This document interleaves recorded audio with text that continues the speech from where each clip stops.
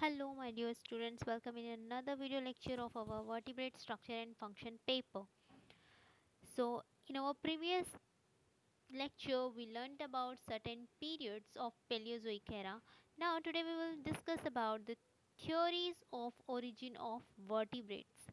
Now, in these theories of origin of vertebrates, there are a number of theories which are included in origin of vertebrate or which are related to origin of vertebrates. Now, let us proceed. So, um, As I said, there are number of theories related to the origin of vertebrates,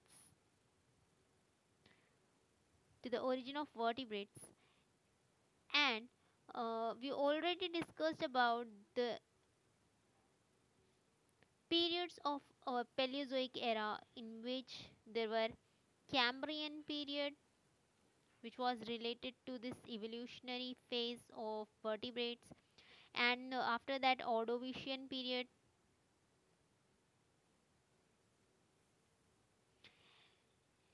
Silurian period, and finally the Devonian period was related to our vertebrate or chordate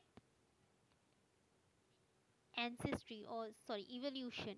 Now, in this video lecture, we will talk about the theories of evolution or origin of vertebrates, in which first theory is echinodermal ancestry theory, second theory is hemichordal ancestry theory, third one is urochordate ancestry theory, fourth is cephalochordate ancestry theory, and finally there is a Barrington's hypothesis.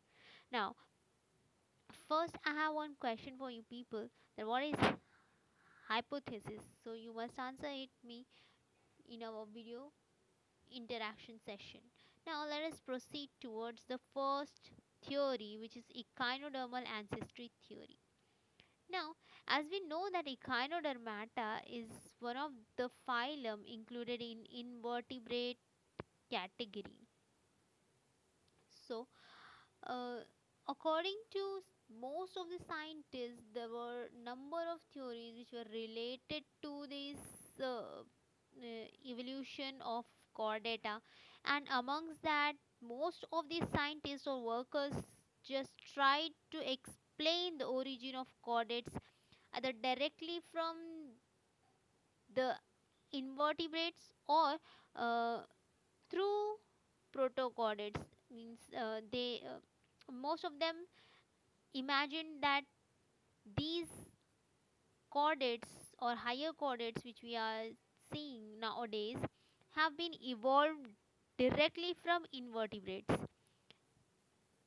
and most of them concluded that the invertebrates got evolved into protochordates, and then finally they have or they give rise to the emergence of our higher chordates, uh, or euchordates. But amongst all theories were just rejected, and finally only the echinodermal theory of invertebrate origin for chordates, or only the echinodermata is considered as an ancestor for our new or our evolved chordates. But this theory should be considered only in the sense of that evolution under the deuterostome line, which means that we have discussed about the protostome and deuterostomes. So I have mentioned you what is deuterostome, so you will understand, or you have understood that what I want to say about this line. And now, various workers tried to establish that chordates originated directly from primitive and echinoderms. So, most of the scientists were thinking that they have directly evolved, or they have most of the similar characters with directly to the adult or primary, we can say the adult echinoderms. But most of the scientists also concluded that they have the similarity related to the only echinodermal larvae. So they concluded that the echinodermal larvae and protochordate larvae are somewhat similar in origin or in formation.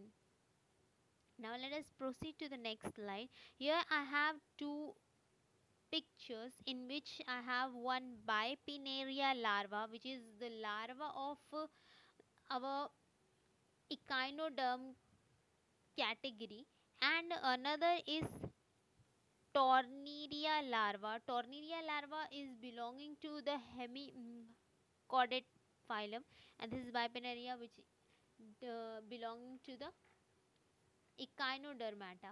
Now, here I have two different larvae which are having different and similar, most of the time similar characteristics, and because with the help of these larvae or their structure, on the basis of that, most of the scientists tried to explain the connection between Echinodermata and Hemichordata, or we can say that Protochordata.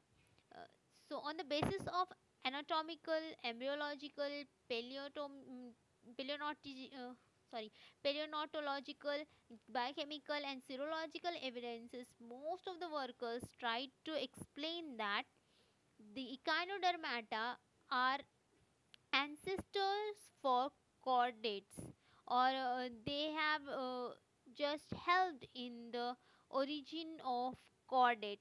And here in the first one, this theory, in this the larva of Hemichordata, what you can see here, the Tonaria larva, is considered as similar with Bipinnaria larva, and the similarities like the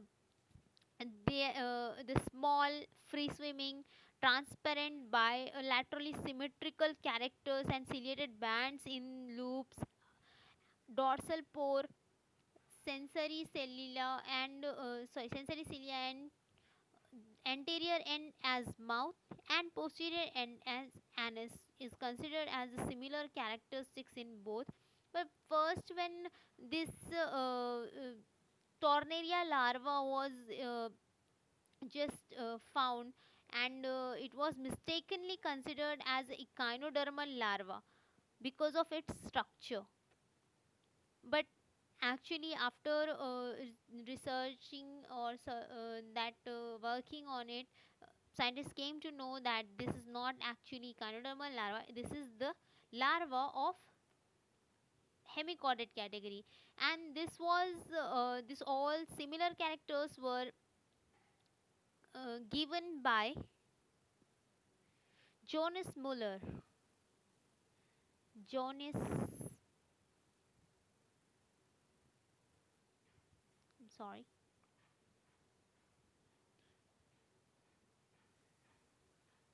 Jonas Muller, and another scientist was with him, that Bateson.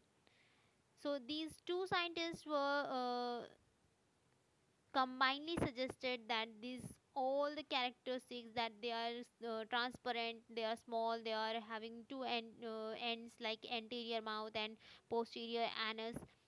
So these all combined or common characteristics were explained by them. But presence of apical plate, like no, which is like eye spot in, I'm sorry, eye spot in our hemichordate larva. So this was considered as, this apical spot was considered as an exceptional case. So their theory, or Jonas Muller's and Bateson's theory, was dropped out.